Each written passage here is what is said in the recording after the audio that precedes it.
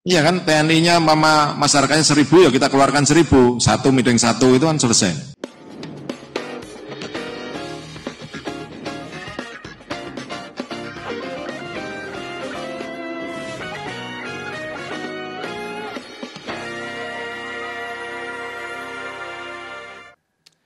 Halo, selamat malam dan selamat datang di Konspirasi Prabu. Malam ini saya akan membawakan informasi mengenai isu-isu terkini dan dimulai dari pernyataan Panglima TNI Laksamana Yudo Margono soal kericuhan di Pulau Rempang, Batam yang jadi sorotan usai ia perintahkan prajuritnya untuk piting pendemo. Nah, kata piting ini yang jadi kritikan karena netizen ataupun masyarakat mengartikan kata piting ini secara berbeda. Tapi pada akhirnya Panglima meminta maaf terkait hal ini dan selain itu juga soal relokasi dampak pembangunan Rampang Eco City, pemerintah pastikan akan menyiapkan hunian baru dan tanah 500 meter persegi untuk satu kepala keluarga.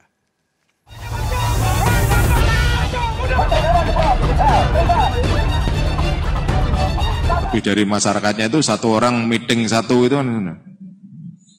Iya kan, TNI-nya mama masyarakatnya 1.000, ya kita keluarkan 1.000, satu meeting satu itu kan selesai.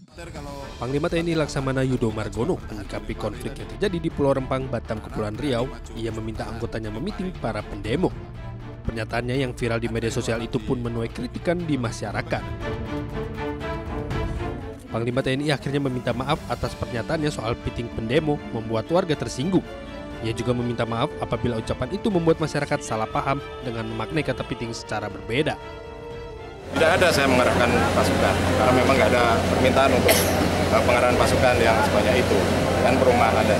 Tapi kalau pengertian masyarakat mungkin lain-lain di masyarakat, ya pada kesempatan ini saya mohon maaf ya sebetulnya. Sekali lagi ya, saya mohon maaf. Mungkin ada pernyataan kemarin yang dinilai mungkin sebagian banyak masyarakat yang menganggap kata-kata saya yang tidak etis dan sebagainya, saya mohon maaf.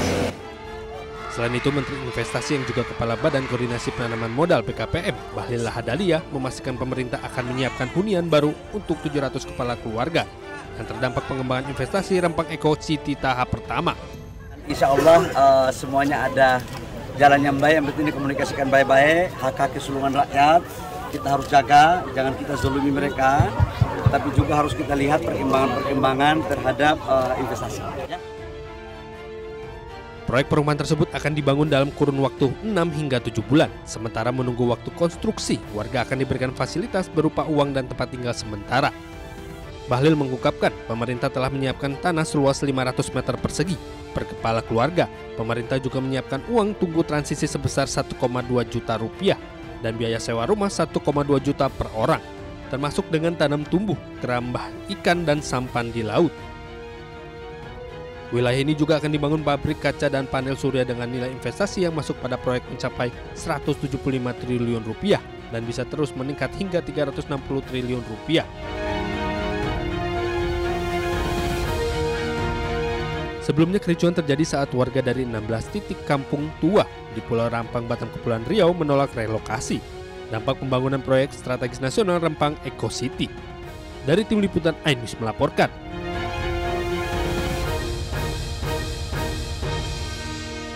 Artis Wulan Guritno kembali datangi Bareskrim Polri untuk menjalani pemeriksaan lanjutan dengan penyidik.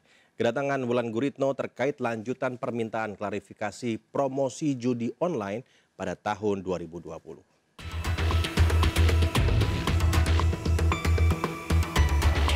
Artis Wulan Guritno kembali diperiksa penyidik Bareskrim Polri terkait kasus dugaan promosi judi online. Wulan secara diam-diam tiba di Bareskrim untuk menjalani pemeriksaan pada Selasa malam. Pemeriksaan tambahan terhadap Wulan Guritno sudah dilakukan selama 5 jam. Dalam pemeriksaan tersebut, penyidik menanyakan lebih dari 40 pertanyaan kepada Wulan Guritno. Kedatangan ibu 3 anak ini tersebut dalam rangka pemeriksaan lanjutan terkait permintaan klarifikasi atas promosi judi online pada tahun 2020. Sebelumnya pada tanggal 14 September, Wulan Guritno sudah diperiksa penyidik dan menjawab 23 pertanyaan. Sepanjang 2023, Bareskrim Polri sudah melakukan pengungkapan 77 kasus judi online dengan jumlah tersangka 130 orang. Sementara itu, komedian Sule termasuk dalam daftar nama artis yang diduga ikut mempromosikan situs judi online. Menghadapi hal ini, ia siap bila nantinya mendapat panggilan dari polisi untuk diperiksa. Dari Tim Liputan Ainus melaporkan.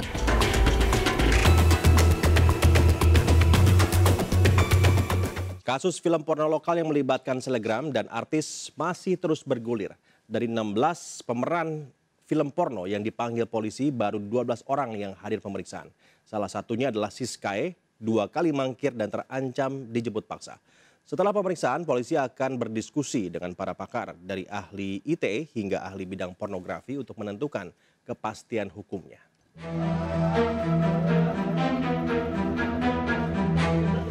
Belasan publik figur yang terlibat dalam pembuatan film porno merasa ditipu. Pasalnya mereka dijanjikan untuk syuting film religi, nyatanya dalam proses syuting mereka baru mengetahui kalau film tersebut adalah film porno. Pernyataan ini disampaikan usai mereka diperiksa sebagai saksi di Polda Metro Jaya Selasa siang. Awalnya kita nggak tahu. Saya dikontak awalnya ini film web series. Ya saya tahu web series itu tayang di TV nasional gitu ya.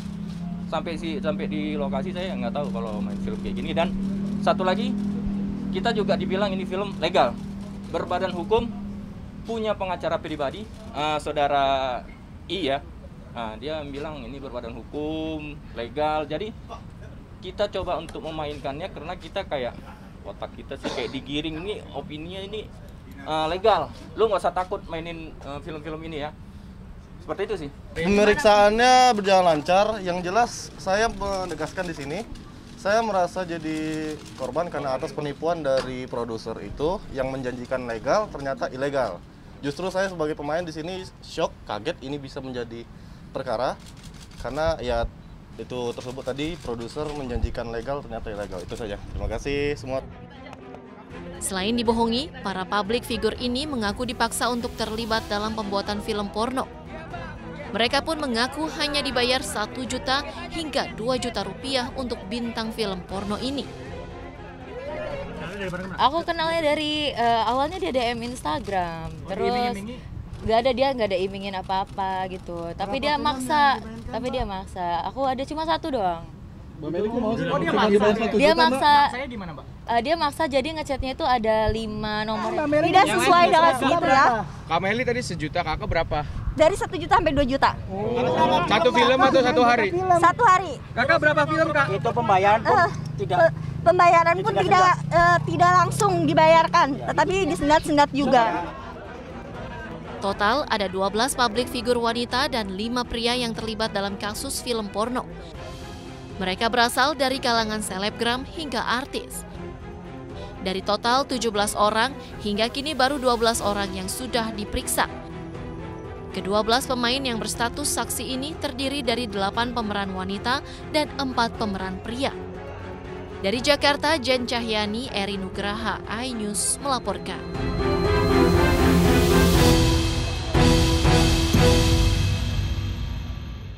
Kualitas timnas Indonesia semakin menanjak, Erick Thohir dipanggil ke istana.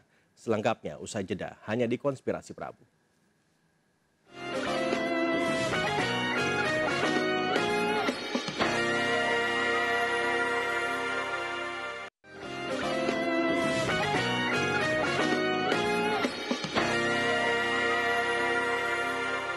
Pemirsa, Bareskrim Polri berhasil membongkar jaringan narkoba internasional Freddy Pratama bernilai 10 triliun rupiah yang juga melibatkan mantan Kasat Narkoba Polres Lampung Selatan. Sebagai bos besar narkoba, Freddy Pratama dikenal sebagai Escobar Indonesia dengan banyak nama samaran, diantaranya adalah Casanova dan juga The Secret. Tim gabungan Kepolisian Republik Indonesia, Malaysia, dan Thailand berhasil mengungkap sindikat jaringan narkoba internasional dan mengagalkan peredaran 10,2 ton sabu dengan nilai 10,5 triliun rupiah. Bos besar sindikat narkoba Freddy Pratama masih buron, diduga berada di Thailand. Dari 39 tersangka jaringan Freddy Pratama, salah satunya juga menyeret mantan Kasat Narkoba Polres Lampung Selatan AKP Andri Gustami yang terlibat sebagai kurir spesial melancarkan pengiriman narkotika saat melintasi kawasan Seaport Interdiction, Pelabuhan Bakauheni, Lampung menuju Pulau Jawa. AKP Andri bersama 2 anggota Polres Lampung Selatan telah ditangkap Bid Propam Polda Lampung pada 29 Juni 2023. Jaringan anak buah Freddy Pratama lewat AKP Andri Gustami juga menjerat seorang napi lapas Nusa Kambangan dan istrinya selebgram asal Palembang, Adelia Putri Salma.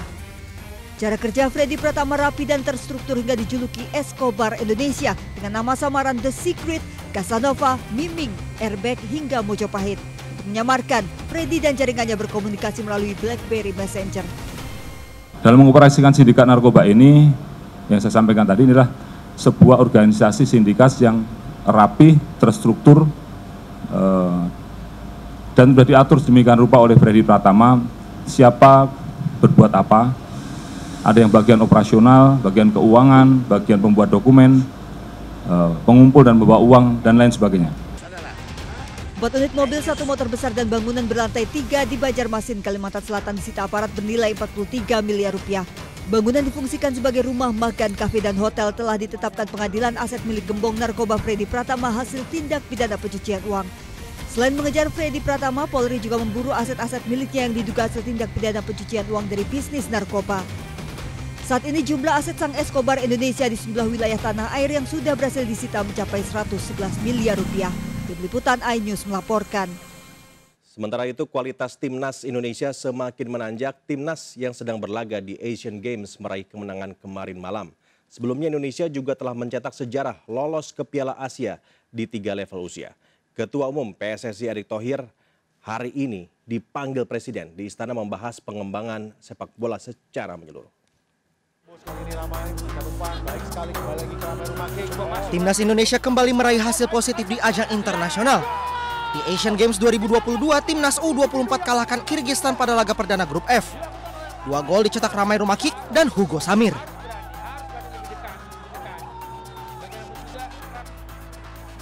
Performa Timnas belakangan terus menanjak.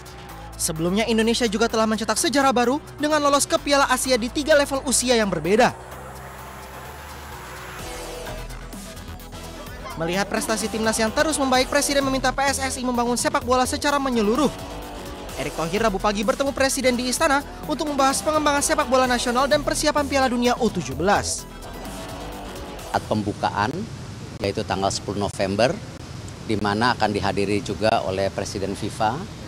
Dan Presiden FIFA, kalau tidak ada jadwal tentu yang mendadak, tanggal 9 sudah ada di Jakarta untuk juga mengunjungi fasilitas training center yang dibantu oleh FIFA kurang lebih hampir pendanaan 100 miliar yang akan besok juga rencana tanggal 22 ada peletakan batu pertama.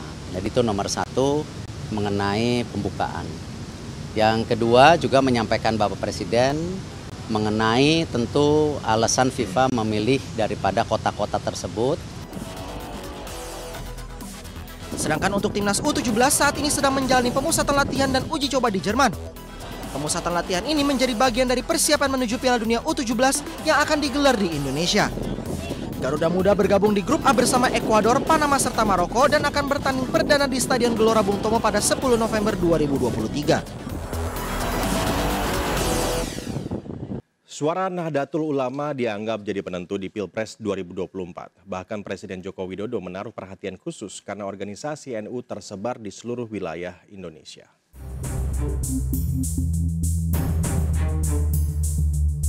Pemilihan Presiden 2024 akan menjadi ajang pertarungan antar berbagai kekuatan politik di Indonesia, termasuk salah satunya dari organisasi Islam terbesar di Indonesia, Nahdlatul Ulama atau NU.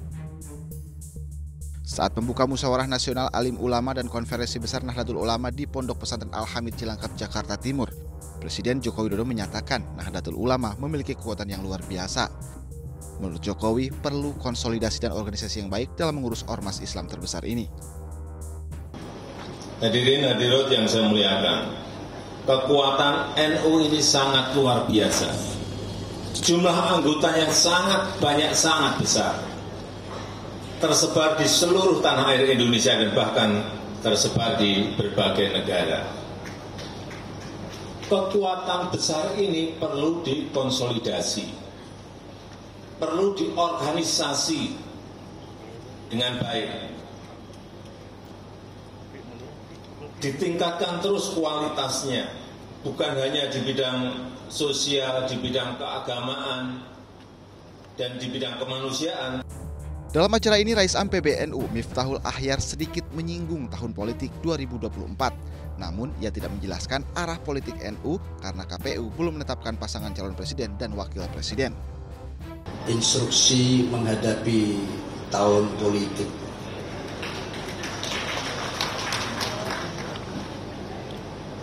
Kira-kira disampaikan enggak ya?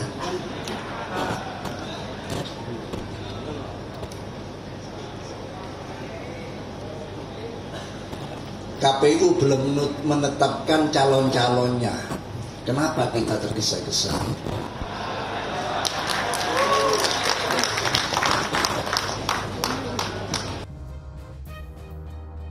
Sementara itu, Ketua Umum PBNU Yahya Holil Stakuf menyampaikan bahwa para kiai tidak dilarang mendeklarasikan dukungan politik di 2024. Namun demikian, menurut Gus Yahya, dukungan itu tidak boleh mengatasnamakan Nahdlatul Ulama. Parpol Koalisi Pengusung Ganjar masih mengutak-atik sosok paling tepat untuk pendamping Ganjar. Konspirasi Prabu segera kembali usai jeda.